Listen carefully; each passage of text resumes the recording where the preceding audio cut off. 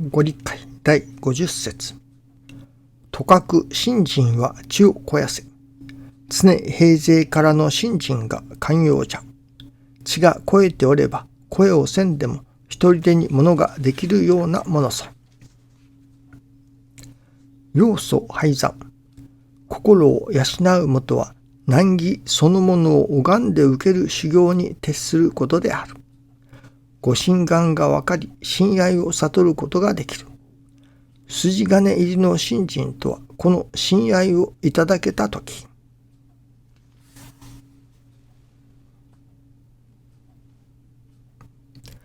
心を養うもとはと師匠がおっしゃっておられます。心を養う。その心を養うというところに信心の焦点が置かれませんと、その先の見教えが意味がないことになりますね。心を養う、心を育てるということですね。今朝は信心とは神の大恩を分かることといただきました。私が修行に入らせていただくとき、その朝お届けをさせていただきました。その時にいただいたご理解が、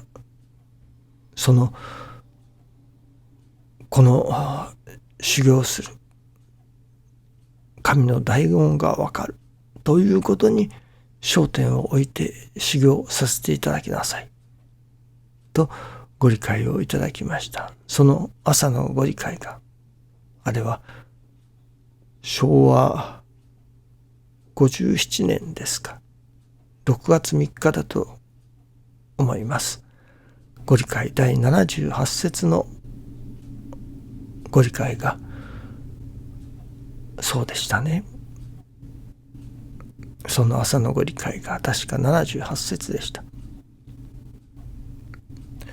そして改めて修行に入らせていただく、お届けをさせていただいた時にいただいたご理解が、この神の大恩が分かる、そのことを目指しとして修行をさせていただきなさいと。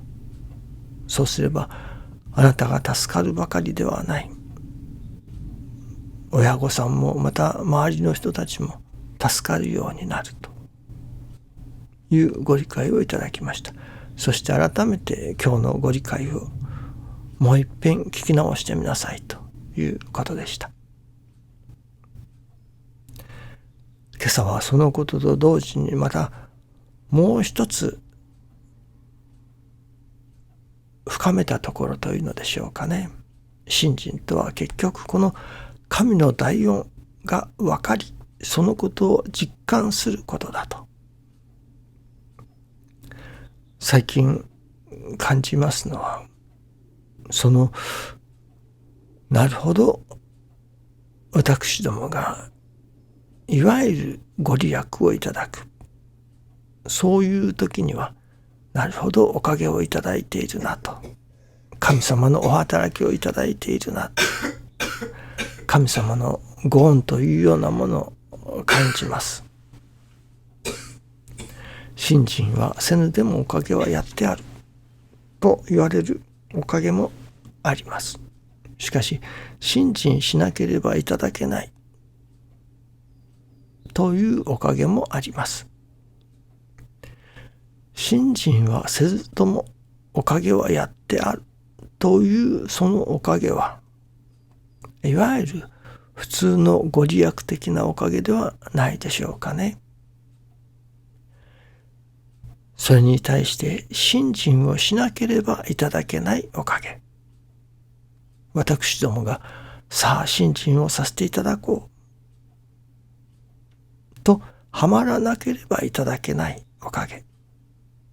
それは今日のミニご理解にもあります。心を養うということ。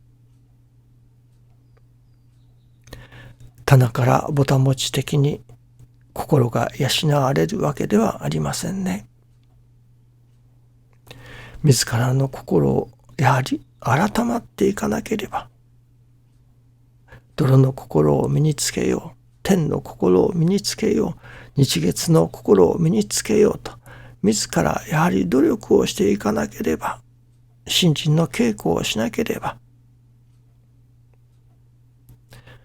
心は変わりません。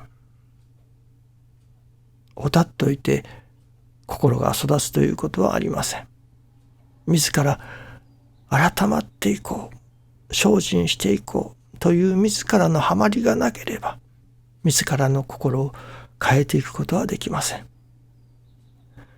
いつか変わるだろう。この汚い心がいつかきれいな心になるだろう。ということはありませんね。自ら汚い心を取り除いてきれいな心に改まろうと自ら精進しなければ、自らの心は変わりません。その信心して心が養われる、心が変わる、心が育つ、そういうおかげはやはり信心をしなければいただけませんね。そして改めて神様が私どもに働いておられる。それも裏で働いておられる。例えば神様のお働きが見れる。姿形は見えません。神様が働いておられる姿形は見えません。今日はそれをちょうどコンピューターに例えて思わせていただきました。モニターがありますね。モニターにいろいろなものが映し出されます。計算の結果であったり、ビデオであったり、さまざまなものが映し出されて、また音が鳴り、私どもが目にしているのはそこだけだと。しかし、モニターに写真が映し出される。それを大変な処理をしている。それは CPU ですか。その目に見えないそのチップの中で大変な働きをしているわけですね。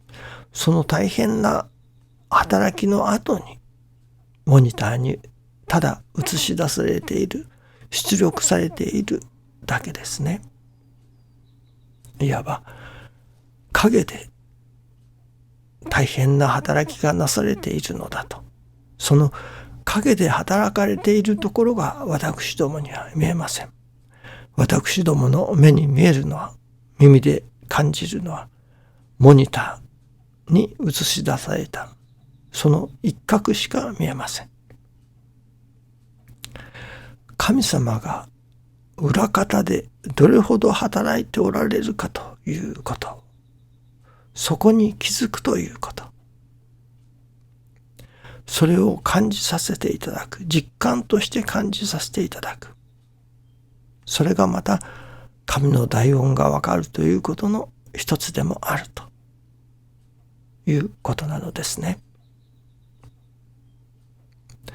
モニターに映し出されたそのことだけが神の大恩ではない。そのモニターに映し出される、そこに至るまでの計算というのでしょうか。大変な働き。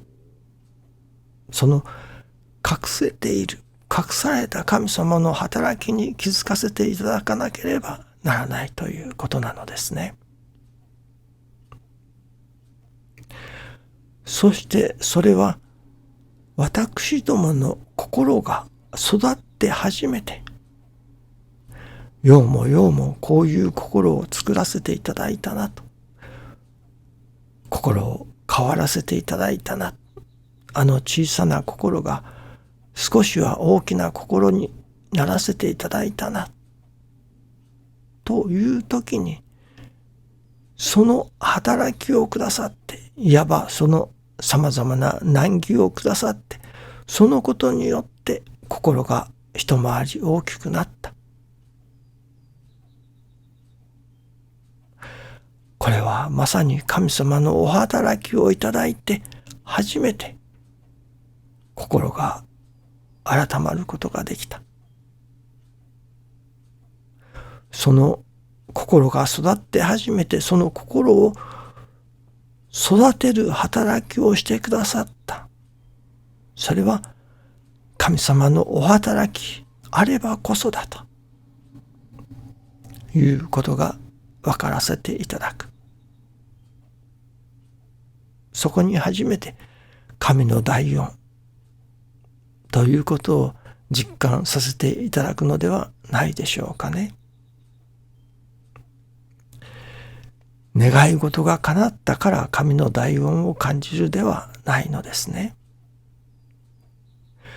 心が育って初めてその心を育ててくださった神の第四を感じさせていただく。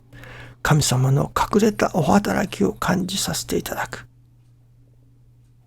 ということもまた神の第四がわかるということの一つではないでしょうかね。それは私どもの心が育つ。